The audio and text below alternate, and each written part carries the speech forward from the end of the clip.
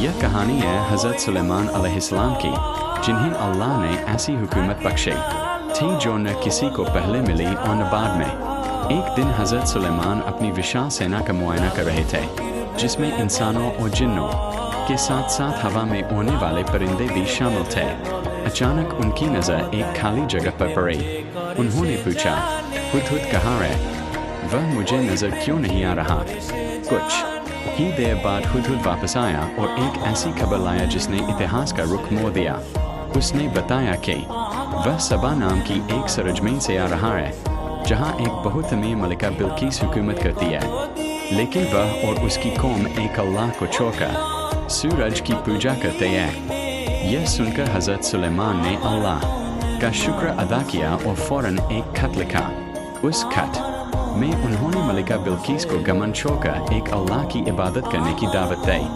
उन्होंने हुदहुद को वह खत दिया और हुक्म दिया कि इसे सीधा मलिका के दरबार में जाकर गिरा दो।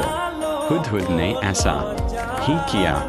जब मलिका बिल्किस ने वह खत पढ़ा तो वह हज़रत सुलेमान की शान और पैगाम से बहुत हैरान हुई। उसने अपने दरबारियों और सलाहकारों को इकट्ठा किया और उनसे मशवरा मांगा।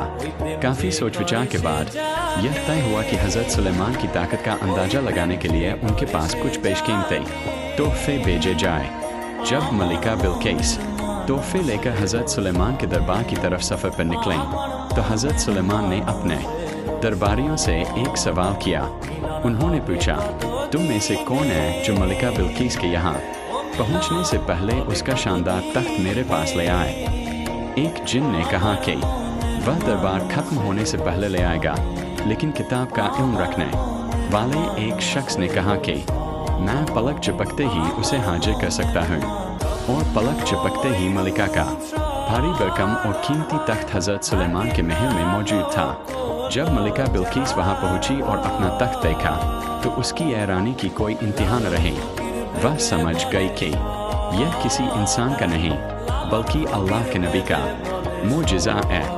इसके बाद हज़रत सुलेमान मलिका बिल्किस को एक ऐसे महल में ले गए जिसका फर्श शीशे का बना हुआ था और उसके नीचे पानी बह रहा था। मलिका ने उसे हकीकत में पानी का हौज समझा और अंदर जाने के लिए अपने कपड़े ऊपर उठा लिए। तब हज़रत सुलेमान ने बताया कि यह शीशे का आंगन है। इन चमत्कारों को देखकर मलिका बिल्किस को यकीन हो गया कि हज़रत सुलेमान की ताकत और हिकमत अल्लाह की तरफ से है।